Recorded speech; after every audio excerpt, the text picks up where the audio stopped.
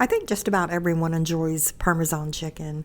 So that's what I'm making today, and I'm also going to make some spaghetti to serve with that. So you're going to need about a cup of all-purpose flour, and to that add a teaspoon of salt and a half a teaspoon of pepper, and mix that together. And then in another dish, mix together 2 eggs and a tablespoon of water. And then in another dish, you'll need 1 1/4 cups of dry breadcrumbs. If you don't have seasoned, which I didn't, I just added seasonings to the breadcrumbs that I have, and I'll list those below. But you can just add whatever seasonings you like. And then you're going to need a half a cup of grated Parmesan. You'll need some butter and oil. And so let's just go ahead and get started with this.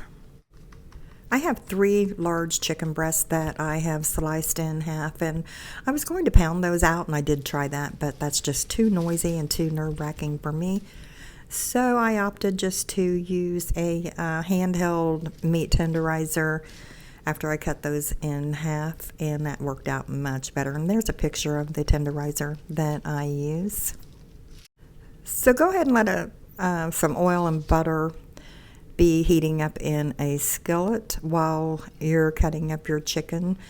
And then you're going to take each piece and dip it into the flour mixture, then into the egg mixture, and then into the breadcrumbs and Parmesan cheese mixture. And like I said, I'll have exact amounts in the description below and complete directions. So just make sure you pat all that in there really well. You want it to stick well, and then set each piece aside until you get all of that done.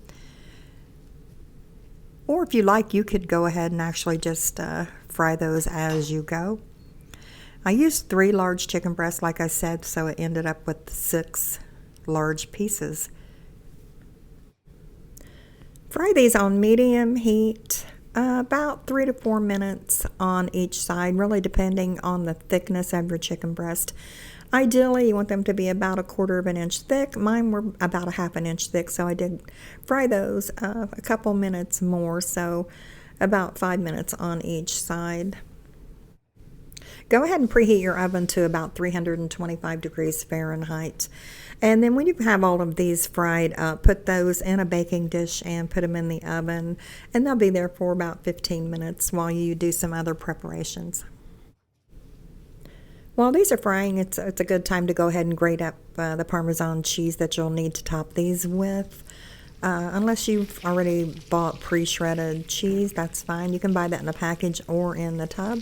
Or, like I said, you can grate your own. Try not to overcook your chicken breast because that does make it tough. And if I'm going to cook spaghetti, like I said, so I'm going to go ahead and get a pot on the stove, get that water boiling for that. And then I'm going to have, I'm just going to use a jar of spaghetti sauce that I bought from Walmart. So it doesn't matter what brand or what kind, or you can make your own, just whatever you prefer. And as soon as you get all of these cooked thoroughly and nice and brown on each side, just go ahead and put those in the oven for now, just to keep those warm. And then go ahead and start your spaghetti and cook that until it's at the desired tenderness. And now that your spaghetti is done and drained, go ahead and put about 1/2 cup of sauce in the pot that you cooked the spaghetti in. Return the spaghetti back to that pot and mix that around a little bit. And then you're going to go ahead and put that in a large baking dish. Put the chicken breast on top of the spaghetti after you have the spaghetti in the dish.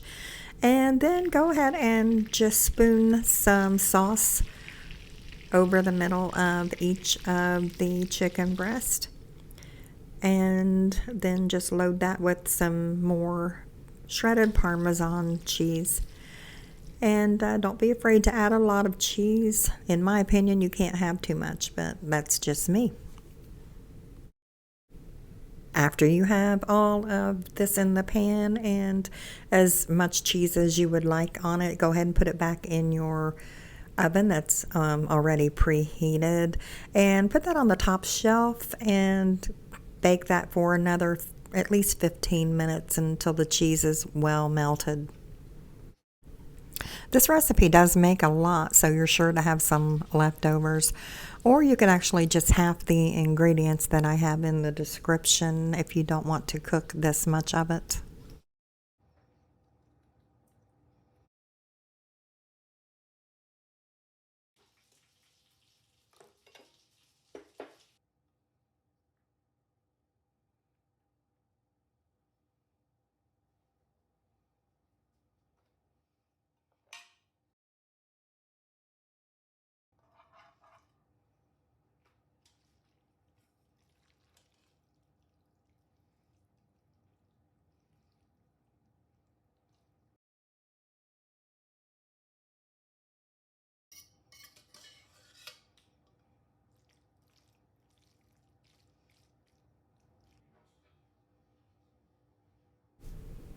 So take that out of the oven after about 15 minutes and let that cool a little bit because it is going to be piping hot.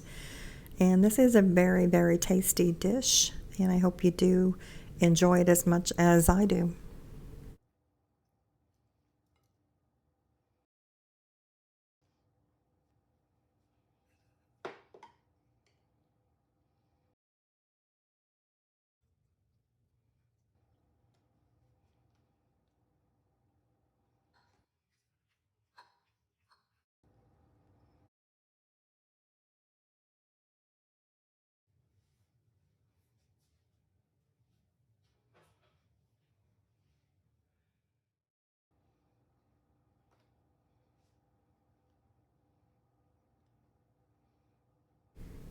I had a block of Parmesan cheese and a container of pre-shredded and a bag of pre-shredded. You don't need all those. I'm just showing you that you do have options. You can use any of those and they're fine. You can buy plain breadcrumbs and season those yourself, or you can buy seasoned breadcrumbs. I didn't have any seasoned, so I just went ahead and put in the breadcrumbs that I have. I put in the spices that I preferred. I hope you get the opportunity to cook this soon and enjoy.